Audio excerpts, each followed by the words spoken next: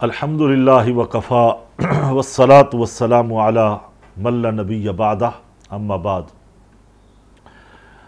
الصلاة والسلام علیک یا رسول اللہ وعلی آلک و اصحابک و اہل بیتک و اطرتک یا نور اللہ۔ محترم ناظرین کرام، الحمدللہ ہمارا یہ پروگرام سیرت الانبیاء اللہ رب العزت کا لاکھ لاکھ احسان ہے کہ سیاق و سباق کے ساتھ یہ سلسلہ رواں دواں ہے۔ دعا کرتا ہوں کہ رب تعالیٰ اس سعی کو، نیکی کو بارگاہ میں قبول فرمائے۔ ناظرین، یقیناً انبیاء علیہ السلام کائنات کی عظیم ترین ہستیاں ہیں اور انسانوں میں وہ ہیروں اور موتیوں کی طرح جگمگاتی شخصیت کے طور پہ سامنے آتی ہے۔ جب ہم ان کا ذکر خیر کرتے ہیں، ادب کا دامن تھامتے ہیں اور گمان اچھا رکھتے ہیں اور دل سے، قلب سے، روح سے، زبان سے اقرار کرتے ہیں کہ جو سابقہ انبیاء کرام ہیں اللہ کے، وہ سب سچے نبی تھے۔ جتنے نبی گزرے ہیں ان سب پر ہمارا ایمان ہے۔ ہم ان کی تعداد کا تعین نہیں کرتے، ہو سکتا ہے کہ اس میں کوئی کمی پیشی ہو یا زیادتی ہو۔ جتنے بھی اللہ نے بھیجے ہیں یعنی اللہ ہی جانتا ہے۔ ناظرین کرام، وہ انبیاء جنہیں خدا تعالیٰ نے وحی کے نور سے روشنی بخشی اور حکمتوں کے سرچشمے ان کے دلوں میں جاری فرمائے، وہ انبیاء کرام جو مخلوق خدا کی آنکھوں کا خیرہ ہوتے ہیں، وہ راہ ہدایت کے لیے آتے ہیں۔ جی ہاں، ہم ان دنوں میں پروگرام جو ہمارا چل رہا ہے سیرت الانبیاء میں ذکر خیر ہو رہا ہے حضرت یوسف علیہ السلام کا۔ ناظرین کرام، آج پیر شریف کا دن ہے۔ یقیناً ہمارا یہ پاکستان میں خاص کر شہر کراچی ہر جگہ ورکنگ ڈے ہوتا ہے۔ ہمارے بچوں کی تو ان دنوں میں الحمدللہ چھٹیاں ہیں، تو یقیناً ہماری خواتین پھر بھی مصروف ہوتی ہیں۔ پروگرام کو دیکھا، نماز، تلاوت قرآن پاک، سورہ یاسین، سورہ کہف شریف کا پڑھنا، یہ ہمارے مسلمان خواتین کا ایک سلسلہ رہتا ہے فجر کی نماز کے بعد۔ تو حضرت یوسف علیہ السلام کا ذکر خیر سیاق و سباق کے ساتھ، دلیل کے ساتھ، قرآن و احادیث کی روشنی میں ہم عرض کر رہے ہیں۔ ہم اس میں بحث میں نہیں جا رہے کہ یہ کیوں ہوا، کیسے ہوا، کیا ہوا۔ کیوں کہ یہ انبیاء کرام کی زندگی کے معمولات، ان کی آزمائشوں کے معاملات ہوتے ہیں، اور اللہ تعالیٰ جتنا منصب بڑھا دیتا ہے ناظرین اتنی آزمائشیں بھی بڑھی آتی ہیں۔ حضرت یوسف علیہ السلام کی پاک دامنی قرآن پاک نے بیان فرمائی۔ حضرت یوسف علیہ السلام کی گواہی ایک 4 ماہ کے بچے نے دی۔ اللہ اکبر۔ اور حضرت مریم علیہ السلام کے اوپر الزام لگا، یہودیوں نے لگایا، حضرت عیسیٰ علیہ السلام کی ولادت کے اوپر۔ انشاءاللہ وہ بھی ذکر خیر ہوگا حضرت عیسیٰ علیہ السلام کا۔ تو وہاں پر 3 دن کے حضرت عیسیٰ علیہ السلام ابھی جھولے میں تھے، انہوں نے بھی گواہی دی تھی۔ کس کی؟ اپنی والدہ محترمہ کی۔ گواہی کیا تھی ناظرین؟ گواہی یہ تھی کہ میری والدہ پاک دامن ہے۔ پیغمبر کی جو ماں ہوتی ہے وہ پاک ہوتی ہے، وہ عزت مآب ہوتی ہے، وہ عفت پناہ ہوتی ہے۔ تو عیسیٰ علیہ السلام نے فرمایا تھا، انی عبداللہ وآتانی الکتاب وجعلنی نبیہ۔ تو یقیناً یہ اللہ کی طاقت سے قوت گوئی انہیں ملتی ہے، یہ کلام کرتے ہیں، بولتے ہیں۔ یوسف علیہ السلام پر الزام لگا تو 4 ماہ کے بچے نے گواہی دی۔ عیسیٰ علیہ السلام کی والدہ محترمہ پر الزام لگا تو گواہی خود بیٹے نے یعنی پیغمبر نے دی۔ اس کے علاوہ بھی یوسف علیہ السلام کی برات کی بہت سی علامتیں موجود ہیں۔ چنانچہ کوئی شریعت یا کوئی شریف طبع انسان، یعنی طبیعت کے لحاظ سے شریف اور اپنے محسن کے ساتھ اس طرح کی خیانت نہیں کر سکتا کہ اس کے گھر میں رہے اور اس کے اخلاق بھی اچھے ہوں تو وہ اس طرح کی خیانت کرے۔ اللہ اکبر۔ نمبر 2 کہ دیکھنے والوں نے آپ کو بھاگتے آتے ہوئے دیکھا۔ ناظرین، یہ طالب کی یہ شان نہیں ہوتی، بلکہ وہ تو درپے ہوتا ہے، جو چیز طلب کر رہا ہوتا ہے کہ مجھے مل جائے، وہ چھین رہا ہوتا ہے۔ اللہ اکبر۔ اور پھر وہ طالب آگے نہیں بھاگتا، بھاگتا وہی ہے جو کسی بات پر مجبور کیا جائے، وہ اسے گوارا نہ ہو، وہ چاہتا نہ ہو کہ میں یہ کام کروں، پھر وہ بھاگتا ہے۔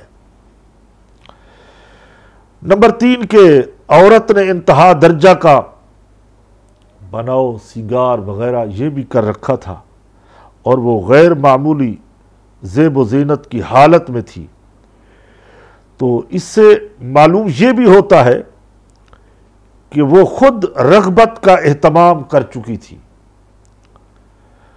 تو محض اس کی طرف کوئی توجہ کرنا یہ عام انسان کی بات نہیں، یہ پیغمبر خدا کا ذکر خیر ہو رہا ہے، انہوں نے کوئی توجہ نہیں کی۔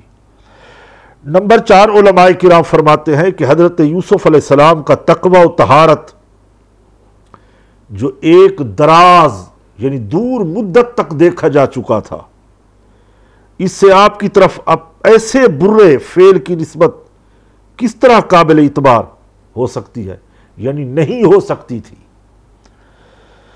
اور پھر جب عزیز مصر نے یوسف علیہ السلام کا کرتا پیچھے سے ناظرین پھٹا ہوا دیکھا، جیسے ہم نے اپنے پچھلے پروگرام میں عرض کیا تھا، تو جان لیا کہ یوسف علیہ السلام سچے ہیں اور یہ عورت جھوٹی ہے۔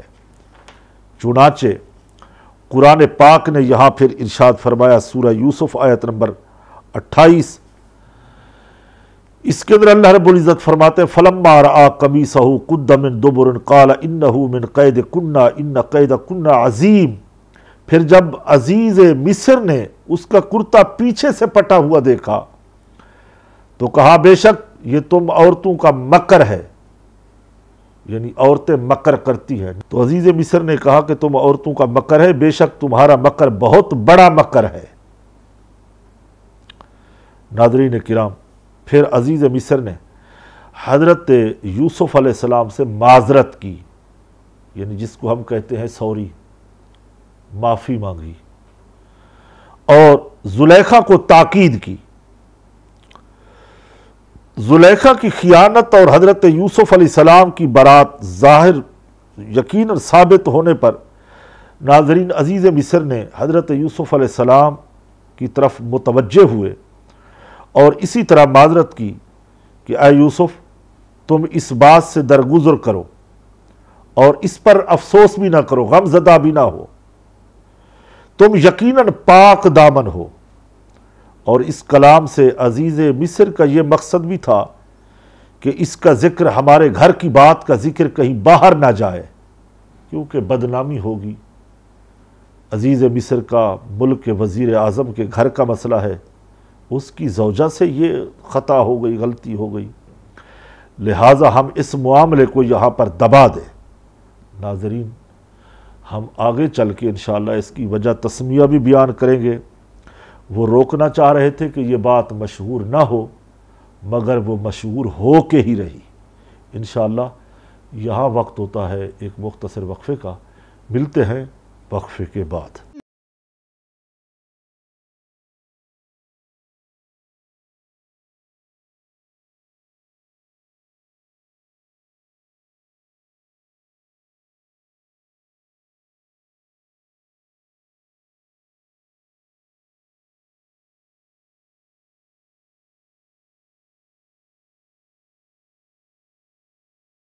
ایک بار پھر پروگرام میں خوش آمدید کہتے ہیں۔ ذکر خیر چل رہا ہے حضرت پیارے یوسف علیہ السلام کا۔ بریک سے جانے سے قبل میں عرض کر رہا تھا ناظرین کہ عزیز مصر نے حضرت یوسف علیہ السلام سے معذرت کی. ان کا ارادہ یہ بھی تھا کہ اس بات کو یہاں پہ دبا دیا جائے اور ہماری کوئی بدنامی نہ ہو. محلے میں، علاقے میں، شہر میں جب یہ خبریں نکلتی ہیں، باہر جاتی ہیں، تو پھر بہت بڑے بڑے معاملات پیدا ہوتے ہیں. مگر تو یہ تہمت بھی جو اس عورت نے لگائی، اور پھر یہ بھی اس عزیز مصر نے کہا کہ اس کا ذکر بھی آپ نہ کرنا، اور یہ بات عوام کے اندر مشہور بھی نہ ہو، کہ عزیز مصر نے زلیخا کی طرف بھی متوجہ ہو کر کہنے لگے کہ اے عورت، تو اللہ سے اپنے اس گناہ کی معافی مانگ جو تو نے یوسف علیہ السلام پر تہمت لگائی، یعنی الزام لگایا، جھوٹا الزام، حالانکہ وہ اس سے بری ہے.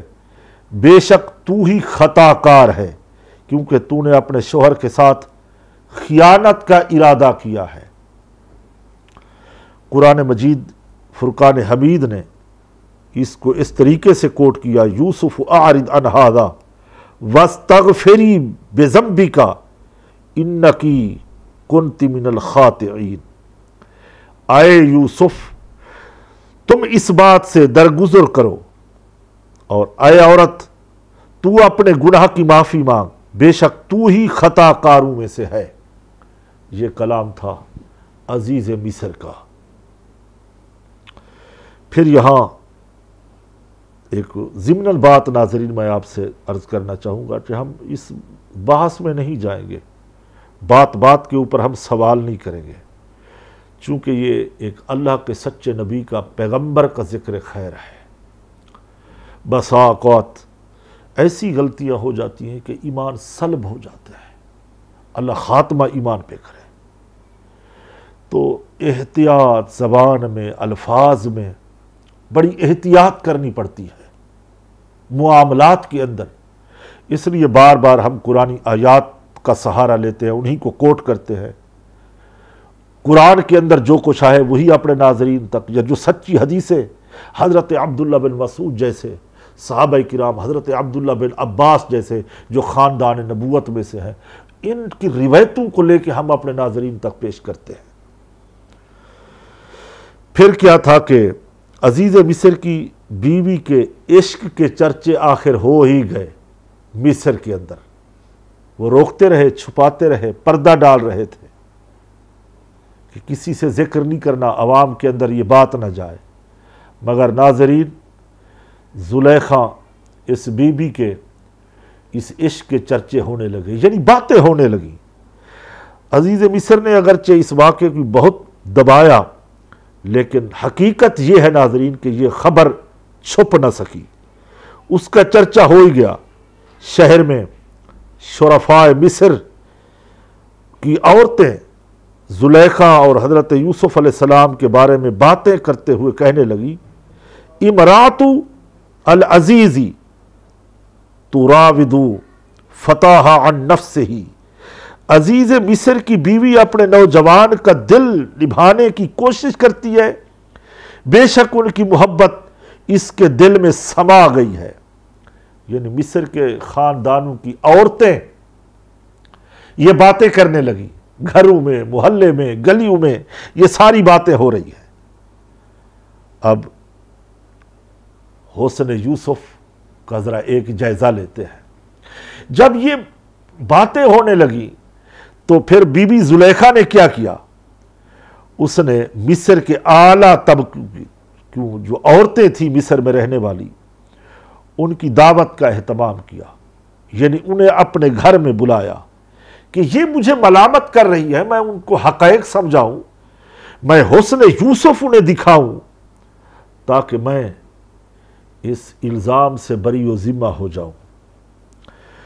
تو اس نے چاہا کہ وہ اپنی محبت سے مجبور ہونے کا جو اصلی سبب ہے وہ اسی طرح عملاً کر کے سمجھا دیں، یعنی پریکٹیکل کر کے. اور اس لیے اس نے ایک دعوت کا اہتمام کیا، اس دعوت نامے بھیجے. اس دعوت میں اعلیٰ خاندان کی 40 عورتوں کو بلایا. اللہ اکبر! ویسے باتیں کرنے والوں کی تعداد تو زیادہ تھی، اس بی بی نے 40 عورتوں کو دعوت دی اور انہیں مدعو کیا۔ ان میں وہ سب عورتیں بھی تھیں جنہوں نے زلیخا پر ملامت کی تھی، وہ بھی شامل تھیں۔ زلیخا نے ان عورتوں کو بہت عزت احترام کے ساتھ مہمان بنایا، ان کے لیے انتہائی پرتکلف نشستیں تیار کر دیں اور پرتکلف کھانے اور میوے، اور جو جگہ بیٹھنے کی بنائی وہاں آرام کے لیے تکیے لگا کر ان کو بٹھایا۔ پھر گوشت کاٹنے کے لیے اور میوے تراشنے کے لیے، پھل کاٹنے کے لیے ان کے ہاتھوں میں چھریاں دے دی کہ اب یہ گوشت کو کاٹو اور کھاؤ، یہ پھل ہیں اور یہ میوے جات ہیں۔ ادھر کیا کیا کہ حضرت یوسف علیہ السلام سے درخواست کی گئی کہ عمدہ لباس پہنایا، اور کہا زلیخا بی بی نے کہ آپ ان عورتوں کے سامنے نکل آئیے۔ حضرت یوسف علیہ السلام نے انکار کیا کہ ایسا نہیں ہو سکتا۔ اب بار بار اصرار پر جناب زلیخا کی مخالفت کے اندیشے سے تو آپ کو آنا ہی پڑا۔ جب عورتوں نے حضرت یوسف علیہ السلام کو ناظرین دیکھا، حضرت یوسف علیہ السلام سے عرض کی کہ حضور آپ آئیے۔ آپ نے انکار کیا۔ یقیناً خاندان نبوت کے انوار کی یہ عاجزی انکساری کے آثار تھے، مگر آپ تشریف لے آئے۔ جیسے آئے تو ان عورتوں نے حضرت یوسف علیہ السلام کو دیکھا اور ان کی تعریف و توصیف کرنے لگ گئی۔ انہوں نے اس عالم افروز جمال کے ساتھ خاندان نبوت کے انوار، عاجزی انکساری کے آثار، شاہانہ ہیبت و اقتدار کے ان اندازوں کو دیکھا، اور پھر بے رغبتی حسین و جمیل عورتوں سے بے نیازی کی شان دیکھی تو تعجب میں وہ عورتیں ڈوب گئی۔ یقیناً ناظرین، اور اپنے آپ کی عظمت اور ہیبت دلوں میں ان کی بھر گئی، حسن و جمال ایسا کہ خود رفتہ ہو گئی، اور وہ عورتیں خود کو بھلا بیٹھی، یعنی اپنے آپ کو گم کر بیٹھی۔ پھر کیا ہوا؟ حضرت یوسف علیہ السلام کے حسن و جمال میں محو ہو کر پھل کاٹتے ہوئے بے خودی میں اپنی ہاتھ کاٹ بیٹھی، انگلیاں کاٹ بیٹھی۔ پھر زبان کے اوپر کہنے لگی حضرت یوسف علیہ السلام کے بارے میں، ما ھذا بشر ان ھذا الا ملک کریم۔ اللہ کی قسم، سبحان اللہ، یہ کوئی انسان، یہ تو ایک فرشتہ ہے، سبحان اللہ، کہ عزت والا فرشتہ۔ ایسا حسن و جمال انسانوں میں ہم نے نہیں دیکھا۔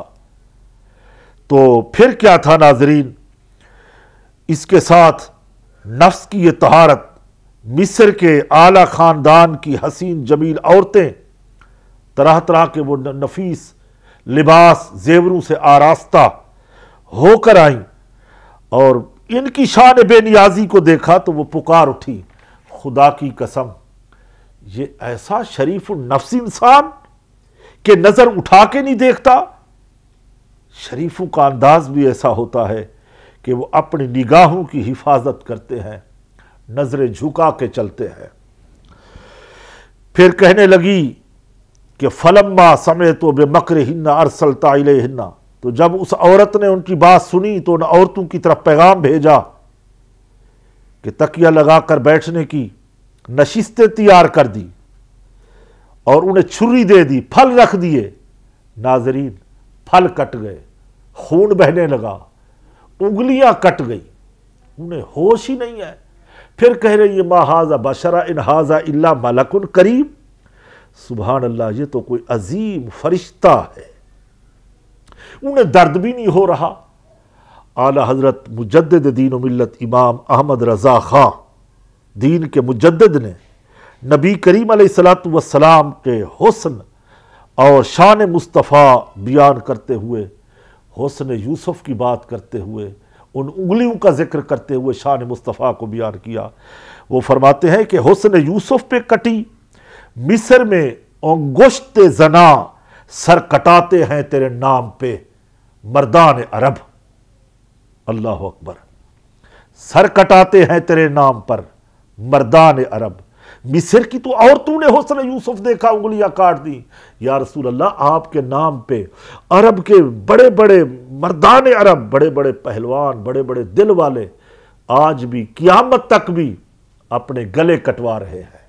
ناظرین، یہاں وقت ہوتا ہے ایک بریک کا، انشاءاللہ ملتے ہیں مختصر وقفے کے بعد۔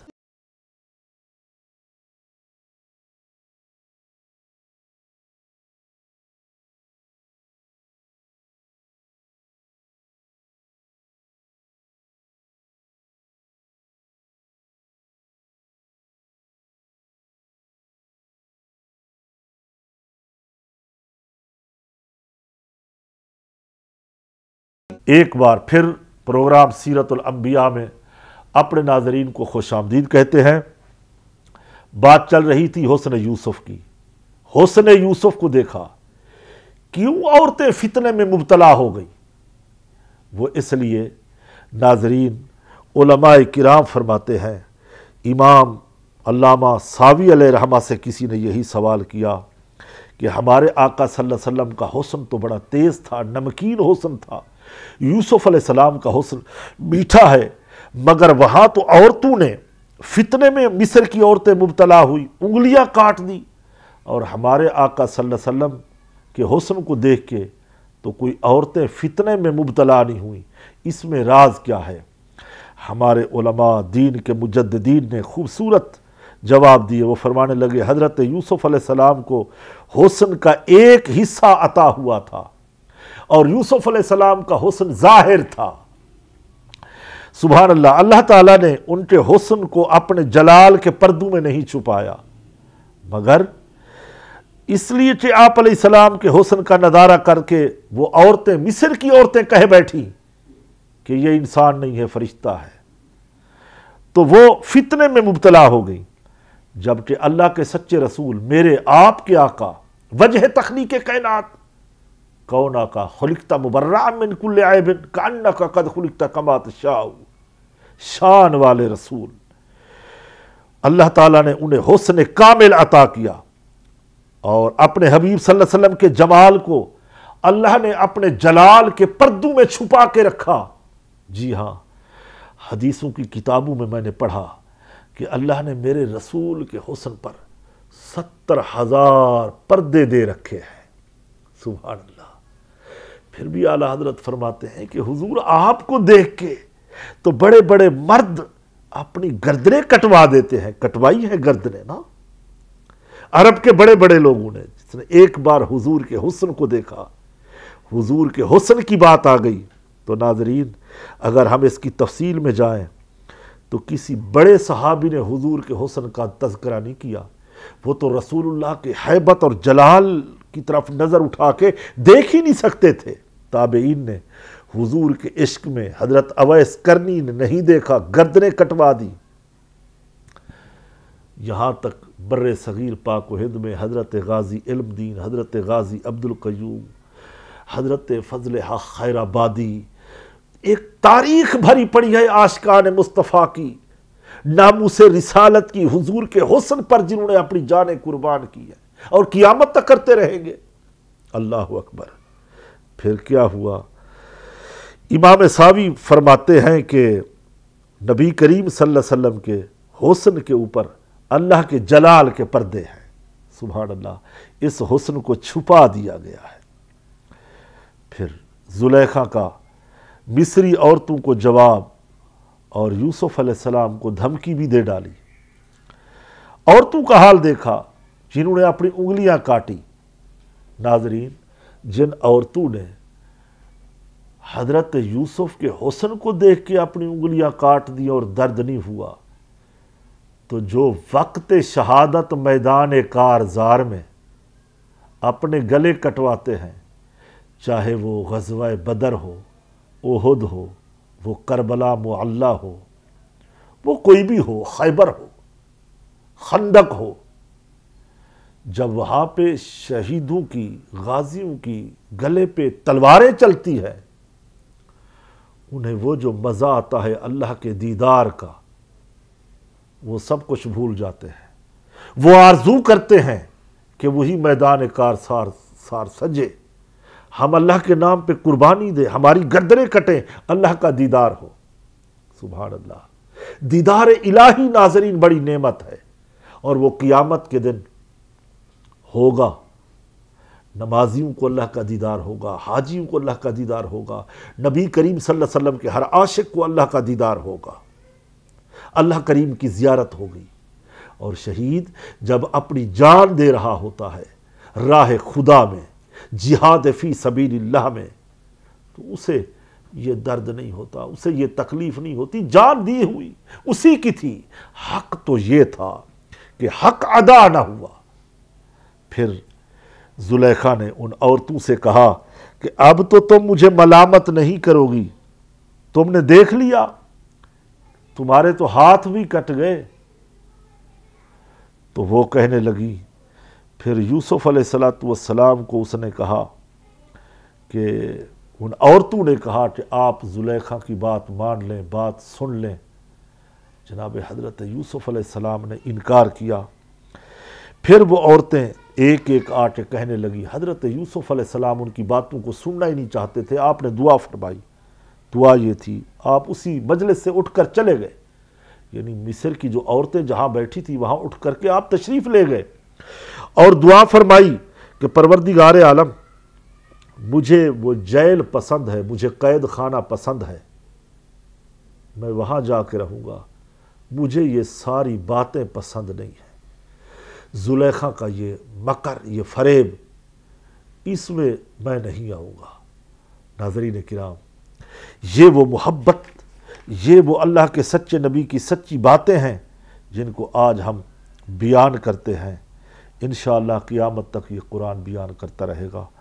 ناظرین، آج ہمارے وقت، یہ پروگرام کا وقت ختم ہوا چاہتا ہے۔